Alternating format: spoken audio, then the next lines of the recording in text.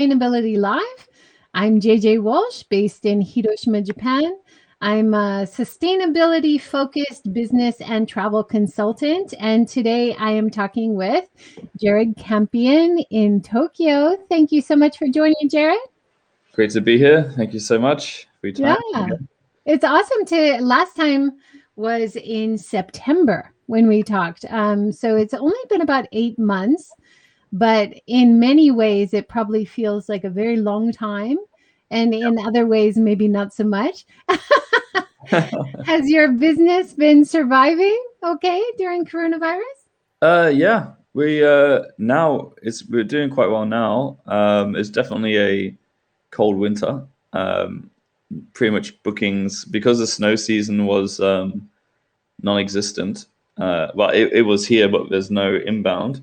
It just meant that a lot of the ski slopes had way too many empty rooms. So usually we do okay in the ski season with like people booking for snow trips in busy populated towns like Hakuba, for example. But yeah, this year there's so many vacancies that it wasn't the case. And a lot of the places up in Hakuba who have people come for like weeks from overseas, they're getting mostly just local market, which is coming for 1 or 2 nights. So it's definitely a tough winter. Yeah, interesting. Hey, Rita from Florida, thanks for joining. And Judith from YouTube, thanks for joining. Love DreamDrive. Nice, we got some fans already. Keep on shining the light and content here in Haps. You're a legend, JJ. Thank you so much. I think Jared is a legend as well. You're trying something new. Now, for people who didn't join last time, can you just give us a brief introduction of what you're doing? Oh, I might have anyone here now. I guess it's still live, so I'll give an introduction. Yeah, so I am... You there? I'm back. I never left, I think. Just cut me out. Yeah, go ahead. Sorry. No worries. Yeah, so we're DreamDrive. We are building camping cars in Tokyo, and we are renting them, and we also sell them now, and helping more people get out there and see all the beautiful nature in Japan and create great memories, families and loved ones. That's our basically what we're doing. We've got some other new initiatives now around making more content, promoting some of these regional places. But yeah, we're basically campervan builders, mainly focused on 2 sizes of vehicles, the smaller Kaggle size and the larger size we call the Kuma. And yeah, we're building both of those to rent and to buy now. So that's in a nutshell what we're doing. Yeah, cool. I talked to a couple last week who have renovated their own van, and they are traveling from all over Japan in all 47 prefectures over a year. Wow. That was really interesting. And then like I learned a lot from talking to you last year about the kinds of conversions you're doing for the vans. You mentioned last year you're getting a lot of design ideas from VanLife. Is that still the case, or are you kind of getting customer feedback now, and then that informs the kind of remodels you're doing? Yeah, sure. I think like a lot of the VanLife footage is based around coming from maybe America, yeah, the vehicles options are a little bit different. People like to use a Ram Master or the Sprinter vans.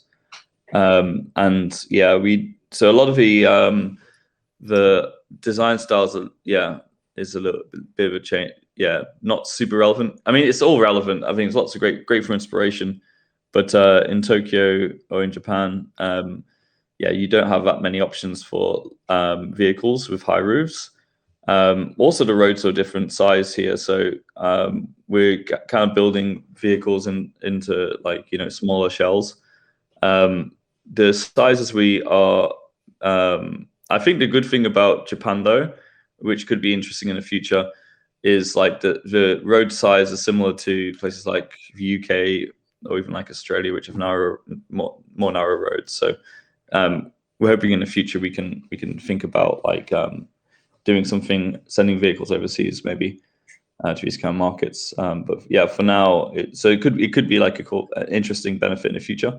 But yeah, a lot of the ideas we get inspiration from different places. We like to get the vehicles, if we're going to do a new design, get one into the workshop and really just prototype or model, like see how all the pieces could fit together, and then get lots of feedback from customers, as you said, from rentals. And sometimes they have really good ideas. So yeah, we've got, after 2.5 years, we're getting pretty good now at just like figuring out what the best use of a space is.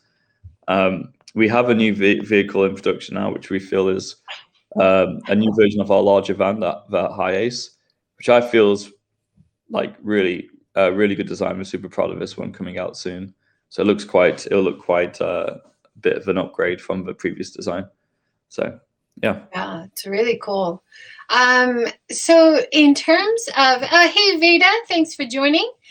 Veda is one of my top commenters. Looking forward to your comments and questions. It looks like you have also added, now we talked about this last time, how my dream, if I have a camper van, is to have an electric powered one. yes. And I noticed that you are adding battery and a rechargeable system to the Kuma. Is that right? Yeah. So I mean, both of the vans, we have like large lithium sub batteries, as pictured there. And yeah, we add them to both models, Kaggle and Kuma. We always try and go for like a large battery system, which recharges as people drive, and it also can be plugged in directly at a campsite or your house to recharge it before a trip. And yeah, we're going to be adding some solar to some of the customers who are purchasing the vans, can add the solar option as well, make it more off grid. So yeah, lots of options for charging. No electric vehicle yet. However, we do have a few ideas there on how that could be possible. The Kaggle design we build, like the one pictured there with the white, in the middle, the center two photos on new version of the Kaggle, that they make an electric version of that vehicle. Wow. What company is that? Is that Toyota? That's Nissan. Nissan NV200 base. However, the range is doesn't get you very far. How far is it? I think about 100 kilometers each time if you have to recharge. So if you're doing slow travel, it's fine, but it's not. It's the similar engine to the Nissan Leaf, but an older version. If they put the newer Nissan Leaf battery in that, it could be a good option. And in Europe they do, but just not in Japan. So, but still, it is an option to make an electric vehicle. So for certain brands or for certain use cases, it could be a pretty cool electric camper van. So yeah, that's a great upgrade. I hadn't heard of any Japanese maker vans yet that were electric. But probably in terms of electric vehicles, Nissan is probably the only Japanese company that's really got things on the market right now. 100 kilometers per charge, if you had solar panels as well, and then you were like camped for a while and recharging the battery, it wouldn't be too bad. But the places you want to go are kind of rural, so having a nearby charging spot is still kind of an issue in Japan, right? I think it might be okay. You got the roadside fast charge. Japan's got a good network of fast chargers. We haven't got one yet, so we'll know once we actually get around to doing it. We'll have better picture of it. But you can plug it in. You can bring your own cable and plug it in. Solar won't do. I don't know if solar even recharges that main battery. It probably won't do much, unfortunately. Yeah. Maybe if you leave it there, if it is connected to the main battery, if you did add solar power, I can't imagine how long it would take to recharge that. Maybe quite a few days. But yeah, it could be an option. It depends what kind of slow travel people are looking for, you know. Yeah. Not charging the car, but the couple, Ruth and Shota, who I talked to last week, they were recharging their rechargeable battery, which they could power their laptops and their phones and stuff. So Yeah. they could do that from the solar panels, but they weren't actually charging the car. They were using a gas car. But, all of these are getting easier and better pretty quick. So it's really exciting to see, small things. Sorry. Yeah, bless you. Yeah, I think it is. The technology's got much better recently, and that has been one of the big, I think, game changers for people considering van life or camper van travel. Is just technology getting better, especially for power systems. I mean, a camping car is basically a tiny house. You've got the electronics, you've got the water systems, and you've got like all the insulation and kitchen space, bedding. So it's kind of a tiny off-grid. Each one's kind of a tiny off-grid home. And electronics is one of the trickiest parts of a build. I'm sure. I noticed is it just a normal plug-in? So you could just use a normal consent to charge?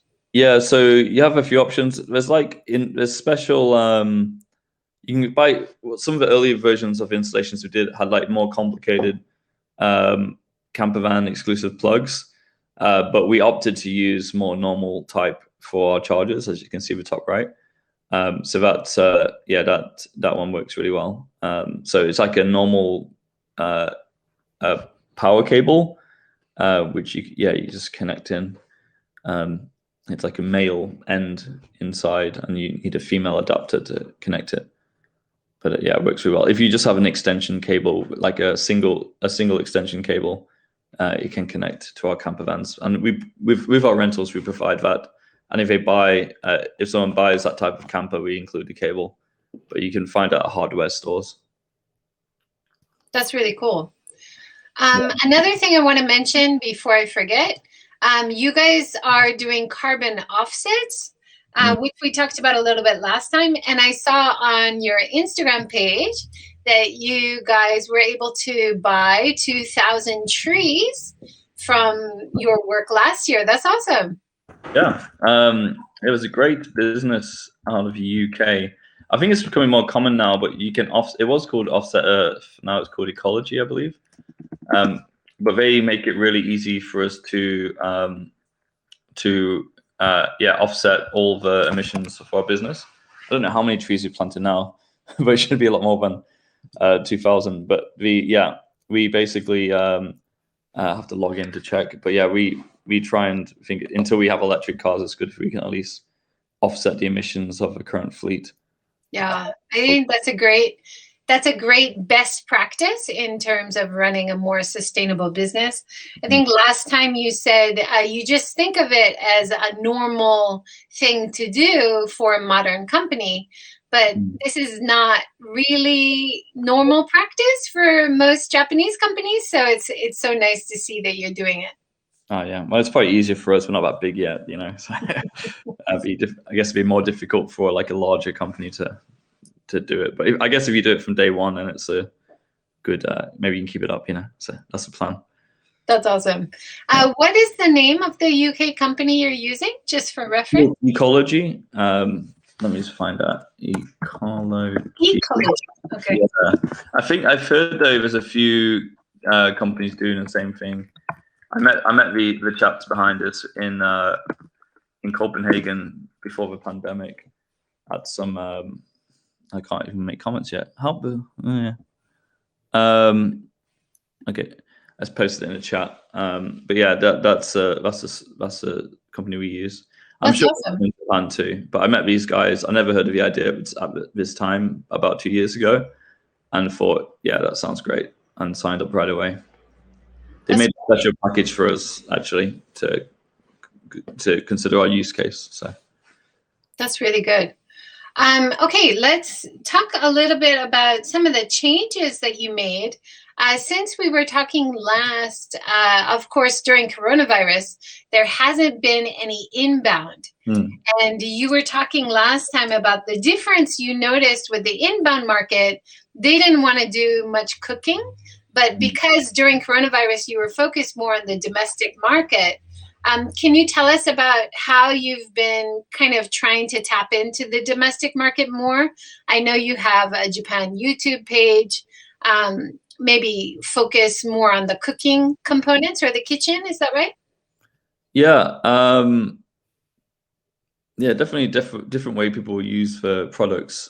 We've definitely focused more on selling vehicles, not just renting them. And there's a lot of demand for people who want to own vehicles. And we're at the stage now, after a few years of building, coming up into our third year, that we kind of feel really confident about our products, and that they last long. So we started to do that. You have to well, you basically have to include a kitchen for it to be a real camper. The local market is still, I think, mainly using the vehicles at campsites. They like to book a campground, go somewhere beautiful, and get the tarp and have like the outdoor kind of like dining experience. And we've had quite a lot of luck with influencers from Japan just using our vehicles, like sometimes as a surprise to us, and it's been a nice trend. And posting really good photos of them, and they'll bring a lot of really nice equipment with them, so it looks like a real nice production. When they take photos, which is cool. It's definitely very Instagram feeling experience, but we're still going to beautiful places, having a great time. And we are starting to get some longer trips too in Japan. People doing like 1 week trips now or 2 week trips, which is really encouraging. So I feel in the last, maybe coming out of winter, we started to get a lot more traction with like good Japanese influencers starting to be interested in what we're doing, which has definitely helped out a lot. And yeah, I think just focusing on the sales too, this maybe helped our rental business a little bit, where people want to buy the vehicle, but they may as well rent it first to try it out. So that's kind of cool. And also that is so good and so important. It's like when we had people on who had moved from Tokyo out to the rural areas, and they decided to buy an old house and renovate and kind of move their family out there. One of their suggestions was definitely, before you do that, go and stay in that area. Yeah. Make sure this is actually where you want to be living. And so that makes a lot of sense. Like, before you buy a camper van, rent one, try it out, see if it's going to work for you, and if you like it, right? Yeah. Hannah is saying, oh my, just came on. Is this available in North America? Good question. I don't know. We have to wait until our vehicles are 15 years old for them to be exported there. Is that right? Yeah. Or maybe longer, actually. I don't know. But yeah, not yet, sorry. I think we need to actually build vehicles in America for it to be practical, so no. And I think there's plenty of really good van builders and RVs in America. So yeah. Well, that's one of the things we talked about before we did this live. Is I said, oh my gosh, there is a major movie just made about someone living out of the van. I didn't know anything about the movie Nomadland, and then we both watched it. So what was your take on Nomadland as someone kind of in the industry? It's obviously really interesting. That's I guess it's one of my favorite films I've seen for a while. I guess it won a lot of awards because it's kind of different, which I think always helps them get have they won Oscars, right? Was it Oscars? I think so, yeah. And she's a great actress. Yes. She was in Fargo, I believe. Yeah, she's awesome. Right. Yeah. There's a couple of actors in there I could recognize them more. Yeah. My wife could recognize, honestly. But yeah, I think a lot of the characters were real people who have lived on the roads. I did read about it afterwards. And yeah, I thought it was really interesting view on something that's been happening for a while, which is people looking for alternative lifestyles, sometimes out of necessity. My parents, when they retired in 2001, when our family moved from England to Australia, once my youngest brother moved out, probably, I don't know what year this was, maybe 2007, 2008, they got a caravan again.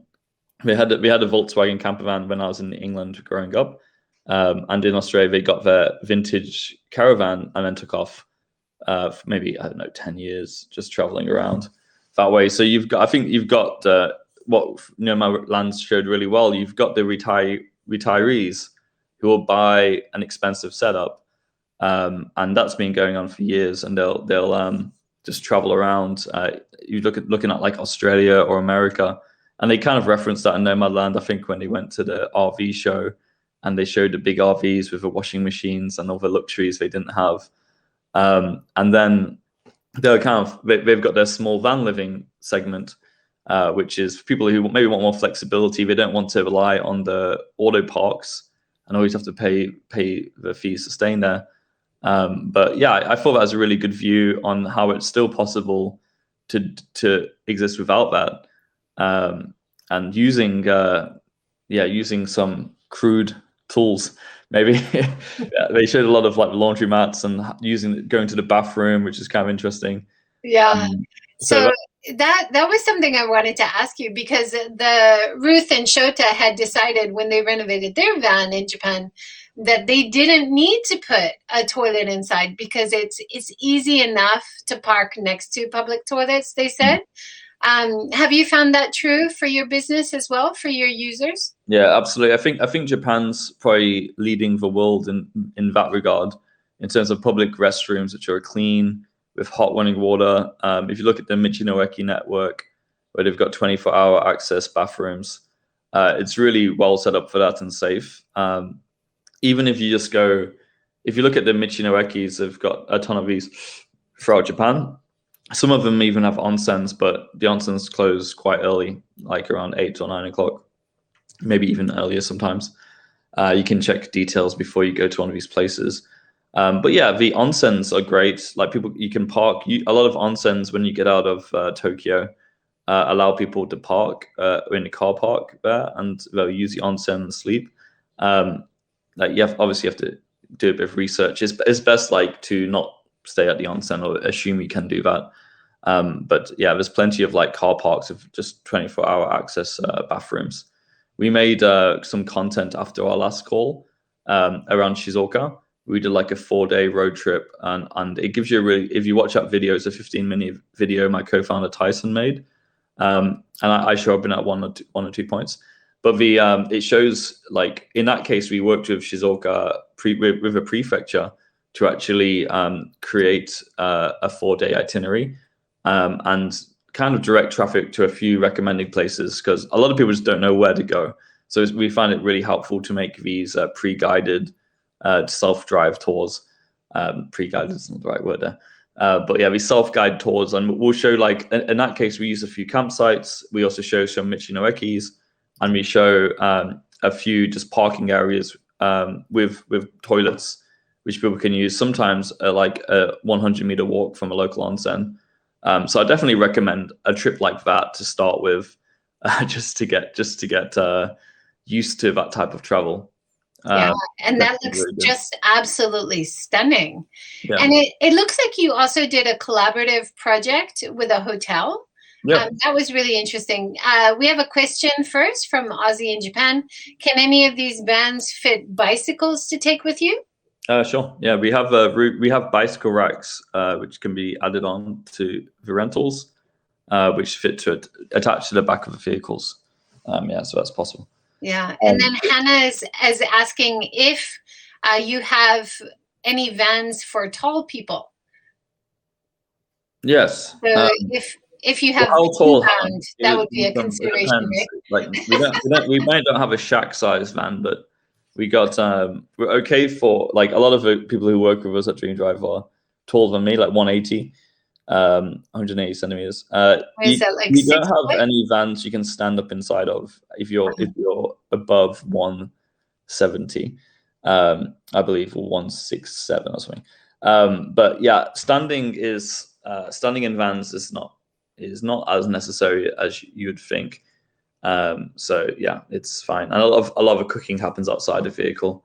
But yeah, we really focus on there being spacious areas and being able to sit upright on the beds, especially on our new designs, the ones we're selling for New Kaggle. It's got great space so you can sit up and relax inside the van. Yeah. That's great. So Tokyo, talking about the collaboration between the hotel, that seemed like a great initiative. Yeah, it's kind of interesting one. So Tokyo have got like a few Tokyo Hotels is really nice hotel chain, and they've got like a few hotels throughout Shizuoka, and we're doing some collaborations where at this stage you can book a van, and if you book the package, you do need a couple of days notice to book this. Just contact us if you're interested in trying it out. But there's deals with using some of like either the onsens, facilities, restaurants, even staying a night in the van, so you can use DreamDrive or use hotel interchangeably through Shizuoka. So yeah, just contact us for details about that. And we feel it's kind of hotels are a kind of interesting partner for DreamDrive, because a common thing people say to us is, I've never done camping before. I never slept in a tent. I'm not somebody who likes camping or like wants to sleep in a car. So this is a package for them, so you can try it out and see, take it slow. Yeah. And maybe take your nap in the car and sleep in a nice bed for the big sleep. Whatever you gotta do. I think like in a lot of couples, there's one who's really keen to do camper van travel, and there's one who's not so sure. So this is a package for that kind of group. So yeah. Yeah, I think that sounds kind of like my family. Now that we've got teenagers, I would be tempted to be like, the teenagers sleep in the car. It's so cool. You guys would be happy out there, and I'm gonna go in the nice hotel room. See you later. Fair enough. Whatever works. Yeah. Yeah, but back to the nomad land thing. I think that was really interesting to see how people can live on the road for many days. And talking about the toilet situation, because I think that's something a lot of people ask about, is toilets and showers. Waste disposal is a tricky one. There is a lot of people in Japan who have camper vans. They do want some kind of toilet just because they don't always want to go outside. It's more of a backup in case they're in an area where they think it's raining or pouring it down. So what they do in Japan is they do buy those like disposable toilets. They're small toilets, not that small, like this size. I'm not sure. Yeah, it is. So it's about like arm's length, like box, and they are designed so you can go in the toilet. But what people do is they get this small bag which they wrap around the seat, and then they go in the bag, and then they have some like powder they drop in, and then seal the bag, and then that can be then thrown away and disposed in like in any trash can at that point. So that's a use case they use in Japan, which is kind of interesting. So some people who buy the vehicles do want that option, and we stow it away. We can stow that away for them, just as like an emergency. Showers in the van is easier, but just consumes a lot of water and takes up space. But yeah, so we have outdoor showers on the back of our vans now, and a shower. We have like a magnet shower net so that they could, if they're surfing or something, they could take a shower. So yeah, I did notice that on your details about the van that you had showers. I was going to ask, how the heck does that work? But if it's like a surface shower, or you have like a foot pump to have some pressure or something like that? It has electric pump for the pressure. So the electric system powers the lights, the water pump. There's normally 2 lights, a fan to pull air through, and we have like nets, so you're not pulling bugs in when you do that. And then just some AC outlets, DC power outlets, USB. It might be a few other things I'm missing there, but yeah. So the water we make sure is powered. So wow, that's really cool. And just to cover the base. About how much is it for a one-night rental? I think I saw for quite a nice one for 2 to 4 people is around 12,000 a night with a 2-night minimum. Is that right? Yeah, we do a 2-night minimum, and it's about, I think it depends on weekday or weekend. So a lot of our traffic's on a weekend, and then so the weekend price is I think it's 15900 for the one you're showing, and it drops down to I don't know the exact price actually. We change it sometimes, so please check for actual pricing. But there's if you go Monday to Friday or Saturday Sunday, you get different prices. I think it's about a 25-30% difference. And then there's a difference price between the cargo, the smaller vans, and the larger vans. And yeah, I think the larger vans are up to 25 on the weekends at this stage. So yeah. Yeah, that makes sense. But as people are listening from outside of Japan, so that would be about $100 a night with a 2-night minimum. And then most hotels in Japan would charge per person, not per room. That's the usual Japan standard. So it would be a much cheaper way for a family or couple, or even individuals sometimes, to travel around. And then I think another appeal is that you can get to rural areas and stay in campsites or something, which is normally quite difficult to access by public transport and staying at a nearby hotel. So would you say those are the benefits for the DreamDrive model? I'd say the main benefit is definitely the experience, being able to go out to nature and see like shrines with nobody there, or beautiful beaches or mountains, or go hiking at places where there isn't public transport. That's what people are really using our product for. There can be costs. Like Japan's a place that can be very expensive or very cheap. So there's, I would say, like, if you start, if you're looking at renting a car and a hotel, obviously this isn't much. It's much better to combine the two, much more cost effective. But it's definitely the experience which is the game changer. I have a family I have 3 children, so for me it's definitely a cheaper way to travel when you've got a few kids. And the newer van we've got is actually a van that can fit my family. So the other ones we had, the second bed was a little bit small in the fleet. We had 8 larger vans, and we're trying to get some more in the fleet which can actually fit a family of 5. Well, really a family of 4, 4 adults, or 2 adults and 3 kids. So yeah. Yeah, great. Another innovative thing, I like all the storage design. So underneath the bed, you would have the storage. It says firewood here, and then you've got upper like shelving storage. Has this been kind of a learning process based on consumer feedback? Like, what do they want? Does the bed convert into a table for different uses, or? So that's the one you're seeing over the firewood underneath is what I like to call our sports camper, where it's a two-seater. So we removed the rear seats in that one and just made it a really good space for 2 people. And then there's plenty of storage underneath the bed there. We don't include in that one overhead storage because it's just a good way for people to bang their heads.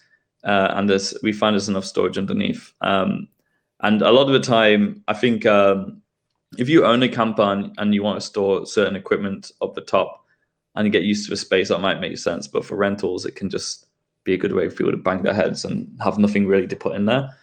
So it's not so useful. But yeah, we find we want to create enough space so people can sit on top of a bed. We find that's like the kind of one of the most important things, that people can sit up and watch a movie or something at night if it's raining, or just stretch out in the morning. And definitely something we learned from like the challenging thing for DreamDrive, I feel, and something we've noticed from seeing how the competition works. Like there are several campervan builders in Japan, quite a few who make like around 1,000 vehicles a year, and they're selling vans to people who have never tried campervans before, and there's a lot of I think a good way to sell campervans in Japan is to try and fit as many features inside the van as possible, like lots of beds. But the beds are not very large at all, and they're weird shapes. So I've seen people spend like almost $100,000 in a camper van in Japan to find out they can't sleep in it, and then sell it 2 weeks later, and then not appreciate how important a full-size bed is, or like certain things like that. But the camper van company got the sale, but I feel it's better to I really feel it's better to focus on having what a good product is, and then trying to educate why that's a better way to do it, which is why we like to push the rentals, people to try it first. But yeah, it's definitely something we've learned. So I think overhead cabinets is something a lot of people think they want, but might not use as much as it bangs them in the head, So it can be one of those things. So yeah, it depends. Obviously, people like to customize a van which suits them, and store. They might have certain equipment they want to store somewhere else, So it's all like case by case. But it's good to try a few out first if you can. Yeah, for sure. I think that's really best practice. Make sure people don't buy something they can't actually enjoy using. Yeah. I think we talked about this last time. As summer, hotter months are coming up, is it possible for people to keep the air conditioner on during the night if they're too hot? So that's what everybody does. Is they run the engines on the cars in Japan to keep the air conditioning going. We don't necessarily recommend that or like that. So the easiest thing to do in Japan is to go where it's not hot. Go to the mountains in summer. And I think most local, when we're dealing with a local market in Japan now, they will. You don't have to explain that. People want to go to where it's cool in the summer. They want to go to the mountain lakes, mountain rivers, go up north, or up to Nagano. Hokkaido is really popular in those seasons. So we haven't needed to explain it to people, because even if you have air conditioning and it's filthy hot, like, it's not very enjoyable. With the inbound market, we'd have people want to go to Kyoto in height of summer because they're just coming to Japan for 2 weeks. They want to see Japan, so they're just going to go where they want to go, and that's where it can be a little bit more miserable. Even with you need a pretty well powered air conditioning to run. So if you're going to use air conditioning, you want to go to a campsite and plug in to normal power, because it takes a lot of power to run air conditioning. So we have installed them in previous models, but not in the ones at the moment. So yeah. Do you have screens on the? Did you say you have screens on the big windows so yes, people can? We have airflow. We use a roof fans. So we install a roof fan, and install nets on the windows so you can create good circulation. We also have if you're at a campsite and they want to open the rear door, we have the large nets there as well, so we can create really good breeze. So it works. Yeah, it works well. It works well in summer. But yeah, and it can work well in summer, even in locations you wouldn't really want to go to. A lot of people like to not use air conditioning in the summer here at nighttime too, right? And try and use fans. So it's a similar kind of experience with a camper van. On the opposite side, this was one of the things you saw in Nomadland as well, is being miserably cold in winter. Have you found people are comfortable enough in winter in the vans? It's very easier to heat a van in winter, and we install the Webasto parking heaters. So they take fuel directly from the fuel tank, the main tank, and they expel the air outside of a tank through a separate exhaust. So heating is easy, and a lot of products from Europe are designed for that. So yeah, it's a little bit expensive. Costs about $2,000. Niju Ichiman about to install these systems. But yeah, it's if you're going to be using it in the winter months, it works really well. So yeah, I don't know why people would not install that kind of technology if they're going to live that way, but unless the budget's really tight. But I think a lot of people like to do everything themselves, and this is something you'd want. We have our mechanic install them, So yeah, it's not something you'd want to install yourself. It's not a DIY kind of project. That one. Yeah. Last time you mentioned, which I thought was so interesting, that you were able to get some craftspeople who had come from the film industry to join your team and to help craft and design your remodeled vans. That's so cool. Are they still with you, or have they moved back to the film industry? We've had yeah, so we're about 11, 12 people now. So yeah, and we've got we've been growing. We've been starting to hire people from the actual campervan industry now, so which is nice. So we got a few professionals join as well. Now we've now we've got to get a bit better known in Japan. People from other industry companies know who we are, and at expos we were approached at the Campion Expo. So that's great, because it's been, until now, we've been figuring out as best as we can some of the things, and it's much easier, or really paying consultants to figure out a lot of this stuff. So yeah, it makes it much easier to be able to hire people from the industry now. And we'll be joining the for some of the associations now as well. So yeah, so it gets easier the longer you've been doing it, it seems. So yeah, it's definitely, yeah, but we got most of the same crew. We've had definitely had some, it was all foreigners when we started, and definitely had some people come and join and move on. But yeah, it's still in touch with everybody. So I think it's a good crew. That's great. Yeah, it's so nice to see your different staff and crew on the different videos. And if you guys go to the DreamDrive YouTube, you can see a lot of the work in progress, and also some of the guided tours that you guys are promoting for the Shizuoka and other areas. You said you've been going to camper expos. Is that happening in Japan? Yeah, sure. There's a lot of campervan expos here. Every other week, basically, there's something somewhere. Many times it's like a small campsite where a bunch of vans show up. So we'll be starting to do more of these expos now too, from this year, hopefully. It's a bit weird. A lot of things are getting cancelled right now, obviously with social distancing and so forth. But yeah, there's a ton of shows on, and a lot of people like to buy campervans in Japan when they retire, just like other markets. And some of these companies have been around for 30 years, so it's not like I think we've illuminated maybe more to the expats, or maybe to a certain point, like international people, the idea of campervans in Japan. But it's been companies that are doing it for a while, which is cool. So that is cool. I saw on Netflix a young couple that were traveling around Canada and through the US and down to South America, and they had converted an old school bus. And of course, it was a huge amount every time they had to fill up the bus. But they had it was like a full house size living space. Have you been dreaming about or thinking about converting a school bus or anything a bit larger? Yeah. So we have some potential. Well, we're really trying to focus on the size people are actually going to use. Even the larger ones are a little bit intimidating to some people, and when you first see them.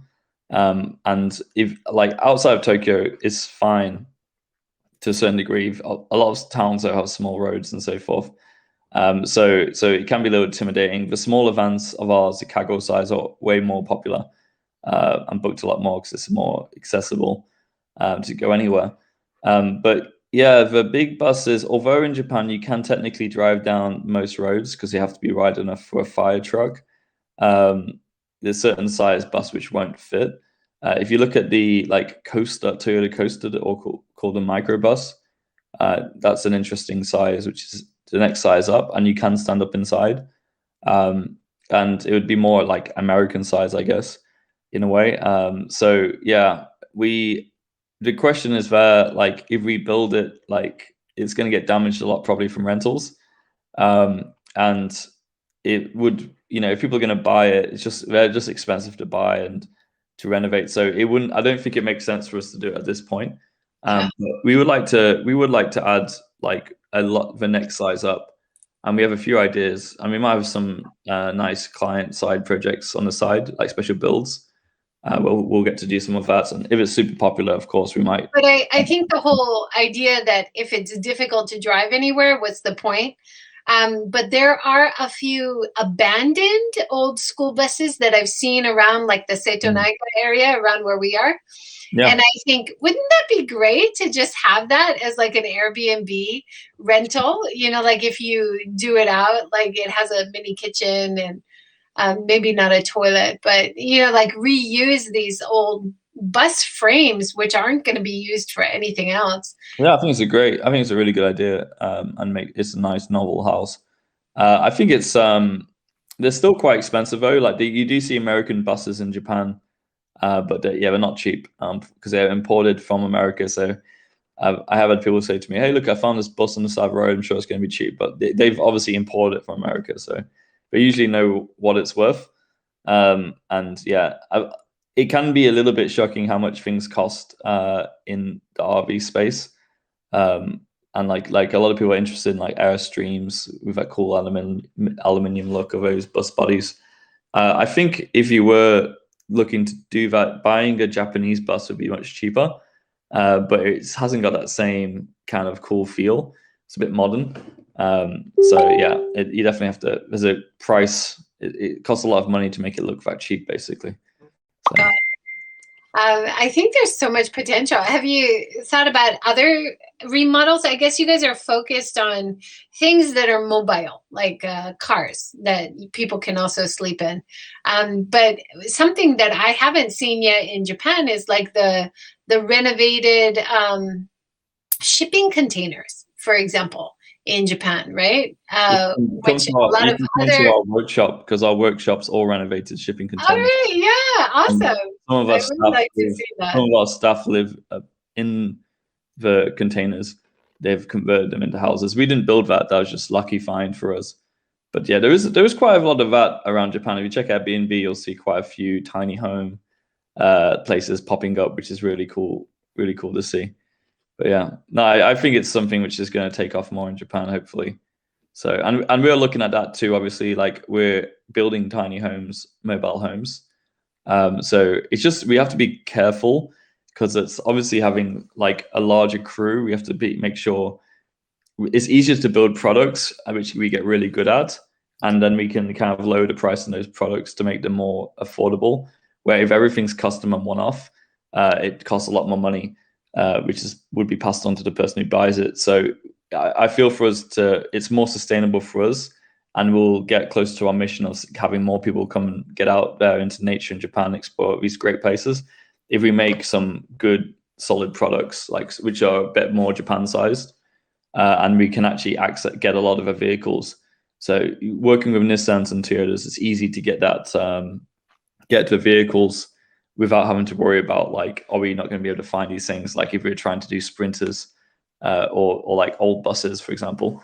But yeah, I feel like once we've got like that really, we're still in the mode of just getting, we've got the sales materials, we've got some vans, we're starting to get some good sales, but we're still in the mode of like getting like a lot of sales to kind of give us out some stability into the future before we can really start thinking, hey, let's do something cool, which is kind of a fun project.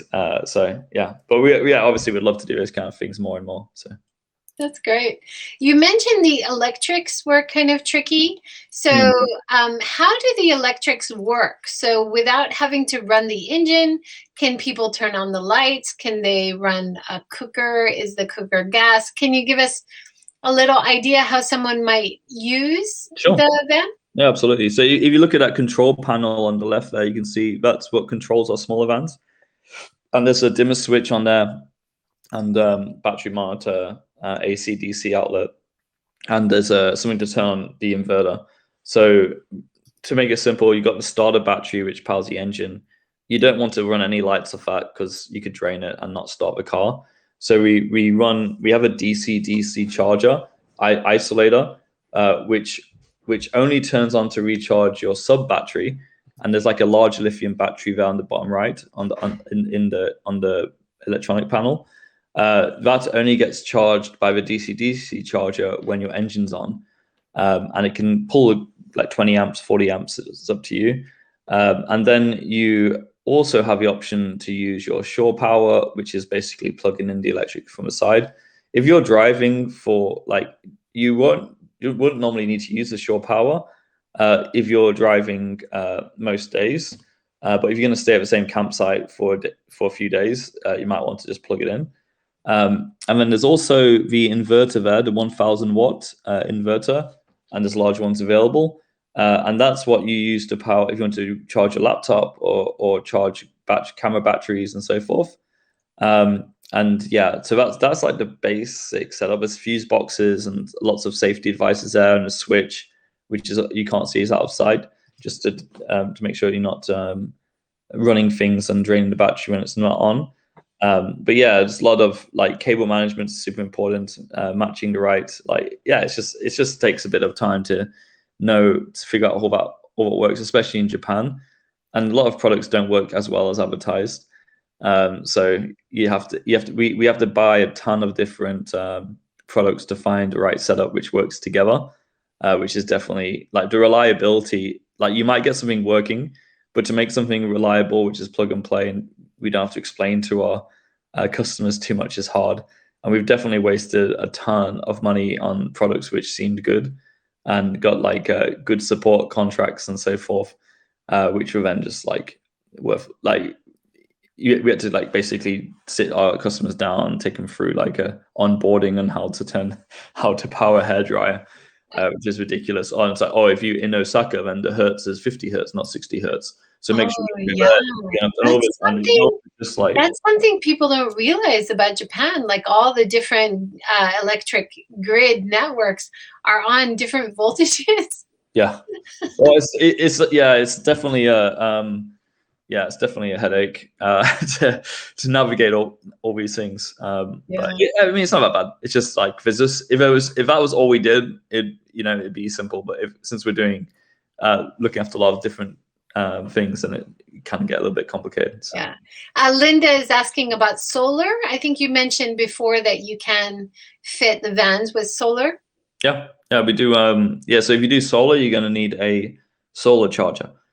So you need the panels, and you're also going to need a solar charger to basically regulate the power flow into the battery.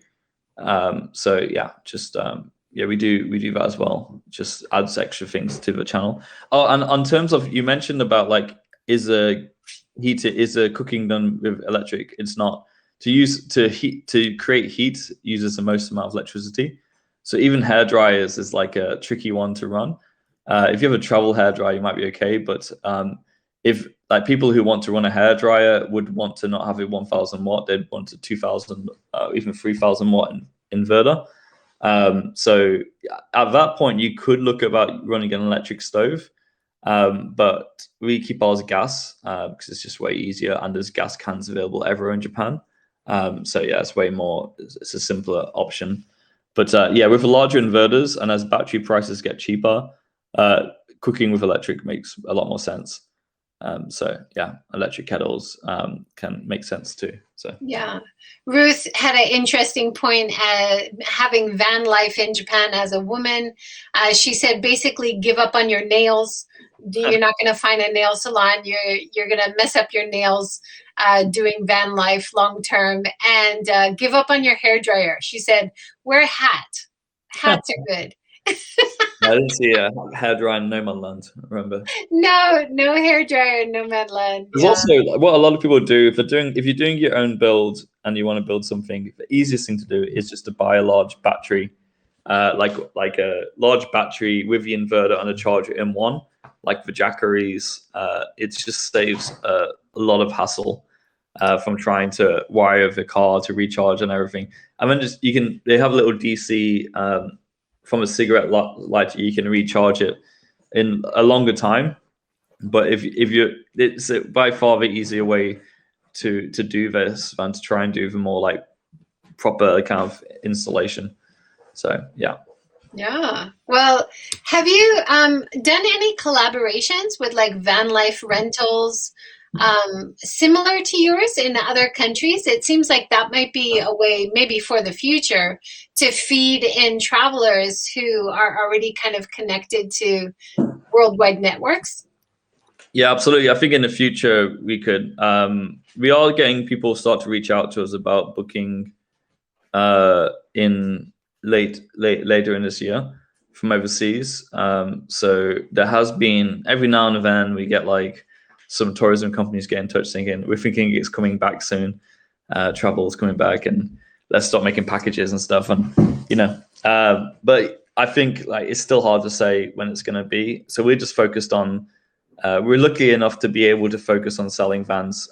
So we're busy like going as fast as we can on just focusing on that. So it's nice to have this time just to really do this, even although the local rentals takes a lot of time, and it's very busy weekends with lots of short-term, like 2-day rentals. So yeah, I think there's a ton of collaboration and potential. We're really excited to do what we're doing with Tokyo Hotels. We've also created an association for like road trip travel to make more content. Like part of our goal is just, there's so many amazing places in Japan. We want to spend more time, Tyson, my co-founder, wants to spend more time creating these road trips, guides and itineraries, and working with local prefectures around Japan. It's a great way to get tourism traffic when you don't have much infrastructure. You don't have like the trains or airplanes, boats, snowmobiles, whatever, but you don't have any of that kind of stuff. This is a great way to get people anyway to come to the areas. So, and as I mentioned before, a lot of people want to know, where can I go, where can I stay, what's a good cafe in the area. So it's really, it can work really well if there's certain businesses which are like set up for social distance or good at handling for foreign tourists. It's great to work with our team to like kind of make that kind of content. So we really want to focus on this, and that's something we could then offer as a package to van life rental companies overseas, for example, for people who are a bit worried about traveling in Japan without having, when they only speak English or another language. We can start making it really simple for them, and these prefectures really want that kind of customer to come as well. And over tourism was a problem in the past, and we think we're a really good solution for that. And especially as like travel, when it comes back, I think social distancing is still going to be important. So what better place to go than into the mountains and go hiking or see some beautiful nature, see some nice shrine. And I think that also matches the kind of experience people want. And I think the best scenes of like Nomadland showed that. It's a beautiful scenery and going for walks in nature, and like also special small communities of people you meet out there. So yeah, that's really like what we're trying. That's our new initiative. So yeah, if anybody knows some good spots for us, that could be an interesting way to maybe collaborate locally as well. So basically focusing on building the vehicles, and also local partnerships and how we can make more content by working with local prefectures or tourism companies is our like focus until it comes back. I think that's a really good way to move forward, especially now. For smaller communities, rural communities, maybe they don't have a hotel, or they had a hotel and it's shut down. Nobody wants to run it full time because there's a risk of starting up something that they think there's not going to be much demand for. But if it's a beautiful area and you could collaborate with them and kind of send people in these mobile hotels, that seems like a great option. Yeah, I think a lot of the hotels, like Japan's got some amazing hotels. If you look at Tokyo and Kyoto, but as you get into more rural, the options aren't always as good, and it can be very old places, which and basically it's as you mentioned, they don't maybe have good options for this type of traveler. But I think the type of traveler who it's really interesting to see who is traveling this way, who's renting the vehicles, and I think might be a surprise to a lot of people. I think people think it's like cost saving, and there's definitely people. It's just people who want adventure, looking for more like interesting like experiences. A lot of my good memories come from road trips, especially in Japan, after living here for like many years, not doing them. And it's just a whole different kind of, it's a very adventurous type of person. And we're talking like lawyers, finance people, advertising people. Of course, you get like the local like teachers and just different like people from all walks of life. But there's a certain kind of type, you know, of people who are kind of looking ambitious, looking for like some kind of fun.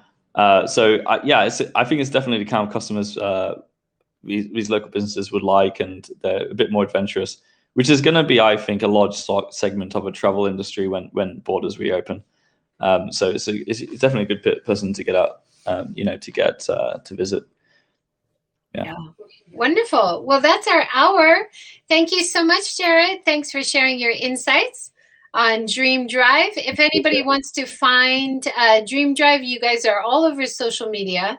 I'll put the links below. You have a great Instagram page. If you search for hashtag DreamDrive CamperVans, and you've got over 4,000 followers now on Instagram. It's great to see. Oh yeah, no, it's definitely growing, and we're really trying to push our YouTube. Definitely watch out Shizuoka 4-day trip. I think that's a really good insight into like how this type of travel works.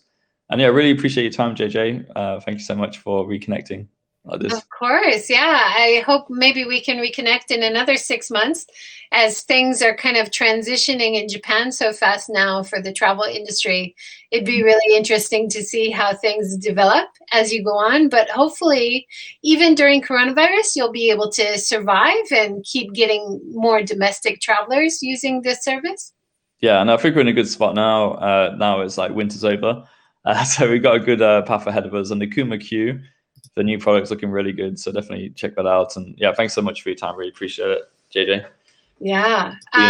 People are asking about the website. So the main website, you've got a link tree, is it? With all the... I don't know what we got. DreamDrive.life, it's put in the chat, but on Haps, but DreamDrive.life. So yeah, that's the .life was available. Okay. And I liked it, so that's it. Oh, she found it. She found it. Good. DreamDrive.life. Thank you so much. Cool. Thanks everyone for joining. And tomorrow at lunchtime, kind of shifting gears, a very interesting topic about a company in Japan which has started collecting space junk.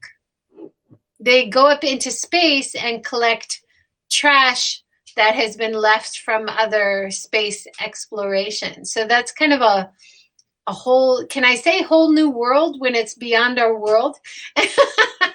But yeah, something definitely we need to think about more as we go beyond Earth into other areas. Yeah, so join us tomorrow at lunchtime, 12 noon. That'll be. Thank you so much, Jared. Thank you. Appreciate Thanks, it. everyone. Have a great day. Take care. Bye. Bye.